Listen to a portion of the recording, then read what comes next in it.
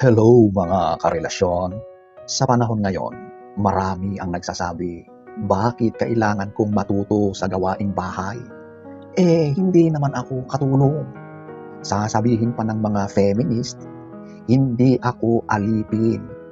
Pero alam mo ba, mga karelasyon, ladies, sa likod ng debate na yan, may isang katotohanan na hindi magbabago kahit ano pa man ang maging uso or trend. Iba ang dating ng babaeng marunong mag-asikaso ng tahanan. Ito ay tungkol sa kakayahang bumuo ng tinatawag nating home, tahanan. So ngayong araw, hihimayin natin ang psychology kung bakit ang domestic skills ay isa sa pinaka-attractive na quality ng isang babae.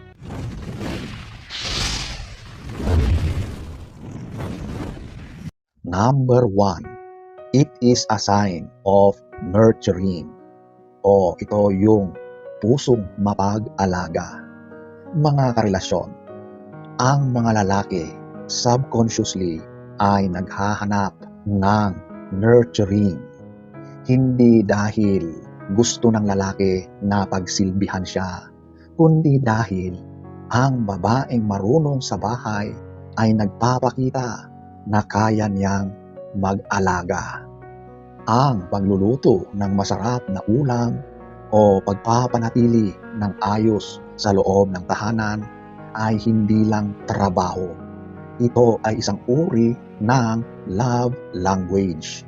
Ipinaparamdam mo sa partner mong lalaki na mahalaga ang comfort niya. Kapag nakikita ng lalaki na ang isang babae ay marunong sa mga gawaing bahay, ang nakikita dyan ay isang future mother, wife na kayang protektahan at alagaan ang pamilya. Sobrang attractive ng ganyang klaseng kalina. Number 2, the comfort of home. Alam niyo mga karelasyon, ang mundo sa labas ay napakaingay, napakagulo, at sobrang stressful. Ang huling gusto ng isang lalaki pag uwi ay ang madatnan ang bahay na magulo o walang makain. Kapag ang isang babae ay may magic touch sa tahanan, ginagawa niya itong sanctuary, ligtas na lugar. Nakaka-inlove ang pakiramdam na alam mong uuwi ka na makakapagpahinga ka ng matiwasay. Yung pagpasok mo sa loob ng tahanan, yung amoy ng bagong lutong ulam, yung amoy ng malinis na tahanan, yan ang mga bagay na nagpapatibay sa koneksyon ng dalawang magkarelasyon. Hindi mo dapat itong isipin na pagiging alipin, slavery, huwag ganon. Ito ay isang tahanan na may pagmamahal at stability. Number 3, it is an act of service.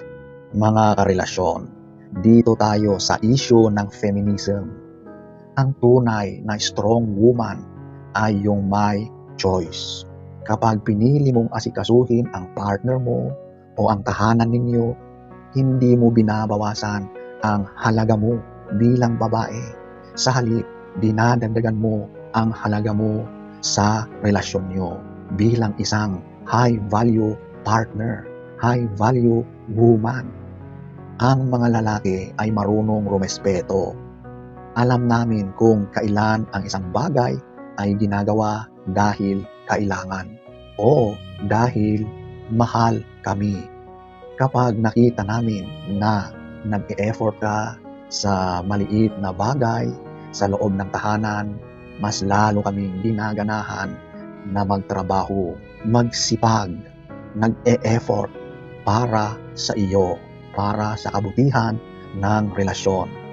Ito yung tinatawag na give and take. At ganyan dapat ang isang relasyon. Mutual sa damdamin, mutual sa mga gawain, mutual sa pagpapakita ng pagpapahalaga at pagrespeto sa partner. Number 4, essential for family foundation. Ang tahanan ay kung saan lumalaki ang mga anak. Ang babaeng marunong sa gawaing bahay ay nagtatanim ng disiplina at kaayusan para sa mga susunod na henerasyon. Kapag nakikita ng mga anak ang mga ganitong magagandang halimbawa, ito ay natatanim din sa kanilang isipan at ito ay maging pundasyon nila sa mga susunod na mga maging relasyon nila in the future. Hindi naman lahat ay tungkol sa paglilinis, pagwawalis, pagluluto, laba. Ito ay tungkol sa pagbuo ng values. Kapag nakikita na masinop, maayos ang tahanan, nagiging kampante, maayos ang buong pamilya sa mga ginagawa mo bilang ilaw ng tahanan. Ang babaeng marunong sa bahay ay hindi alipin. Never, never.